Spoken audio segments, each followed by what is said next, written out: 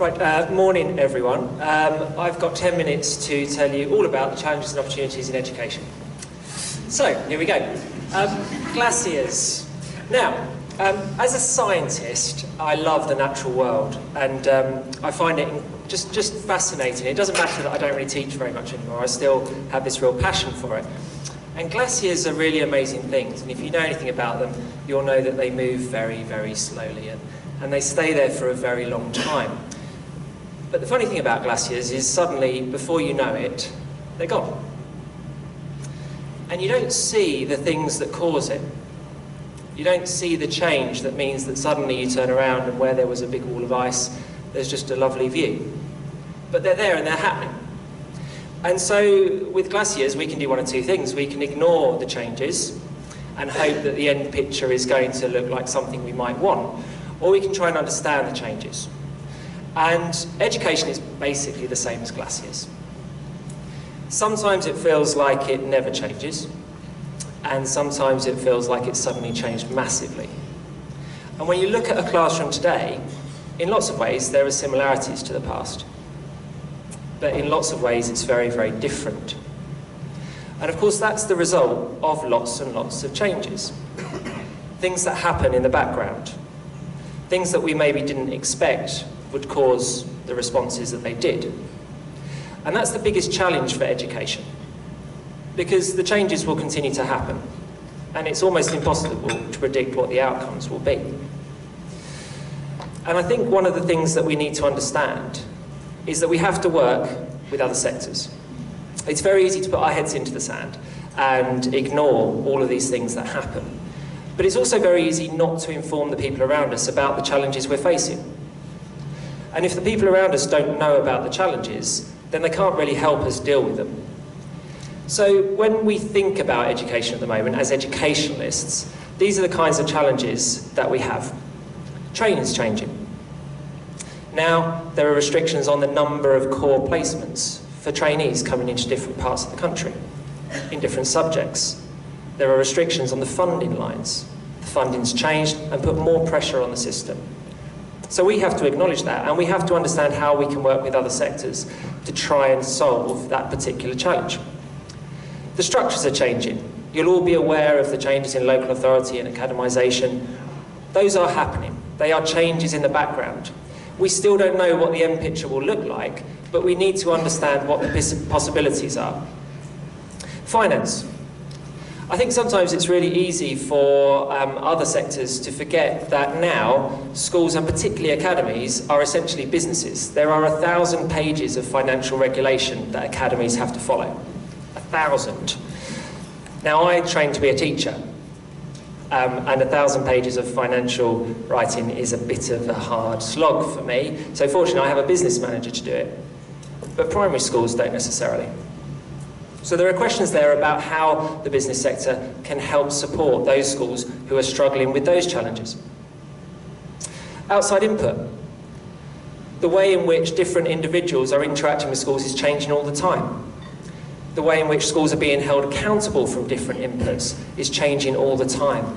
And the way that we want to work with those individuals, those organisations and other sectors is now up for grabs.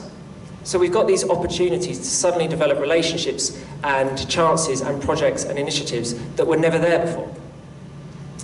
The whole world of British values and spiritual, moral, social, cultural is a brilliant new world for schools, but it also puts lots of pressure on us because we don't necessarily have teachers or staff who are trained in some of those areas.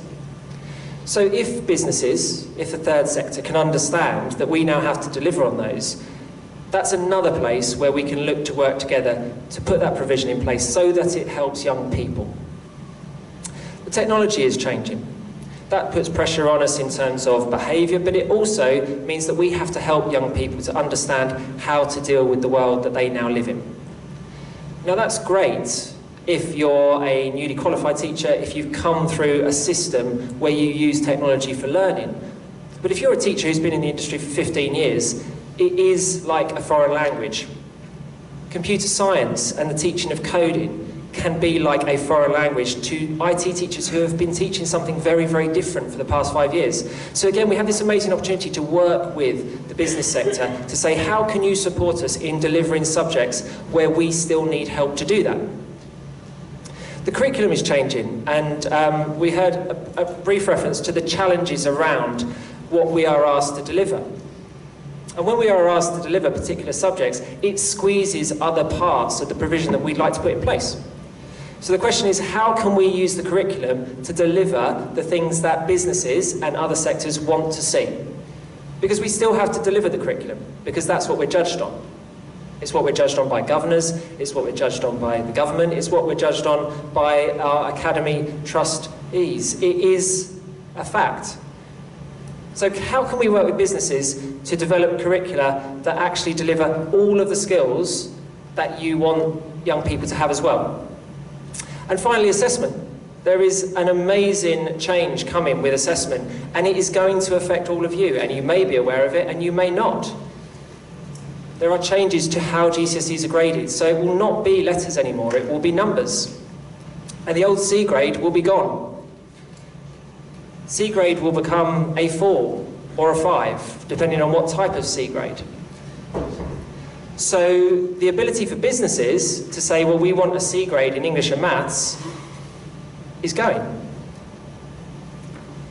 Current year 10s will get numbered grading in their GCSE. So have you, as business leaders, thought about what your minimum expectations are in that new brave world? Do you have any idea what a 4 or a 5 stands for? Because you need to. And actually, you can be a really strong voice in saying, this is the standard we think, as businesses, we want to see coming through in young people. There's a little sidebar to that, which is that those numbers will be norm-referenced. So the numbers of numbers are already partially fixed, which is interesting for young people to deal with as an issue.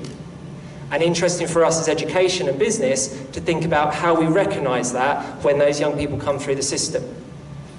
Now, as educationalists, we're kind of getting our heads around dealing with all of these challenges, but they are going to come through and they are going to affect you. And I think you being informed and understanding these is really important, because we need to understand your perspective on those things. We need to be able to communicate to young people and say, look, if you don't get this level, if you don't explore these ideas, you will find it really hard to get a job. And so communication between education and business, and trust between education and business, is really important. And building that and building those relationships will be better for young people. And the bottom line is, with all that change, just like the gases, we don't really know what the system will look like in 2 or 3 or 5 years' time. But we know it's going to change. So we have to grasp those changes and those challenges as opportunities and do something really positive with them. Because just like climate change, we can make predictions, but there are massive confidence intervals, and the progress we make will depend on the changes that we do now. So if we can be proactive, if we can work together, then we will see real growth and real change and real improvement. If we don't, then that line will flatline. And the government has tried to help us with this. We've had this open for business sign up, and so education has had that angle coming through it all the time as well with enterprise education. And there is now a massive push. We understand that we need to deliver on this, but we need your help to do it. And I'm not going to read through these. These are lots of the reasons that make enterprise education quite challenging and quite difficult and quite hard. But they are things to overcome, and the important bit is the bit at the bottom. If there was enough time and enough money, we would make this work. So that means it is important. So even if we don't feel there's enough time and enough money, we need to overcome those challenges. We need to say to ourselves, as educationalists, look, these are important things, these are important skills and important understanding that we need to impart to young people. Because there is a danger in education that enterprise has become a bit about being X Factor-like. That you'll have a great idea and you'll suddenly walk into a room and be given a job running your own company. And that's often because enterprise equals being an entrepreneur in schools. And we need your help, we need the Chamber's help, we need businesses' help in unpicking that and making sure that children are actually developing real key learning.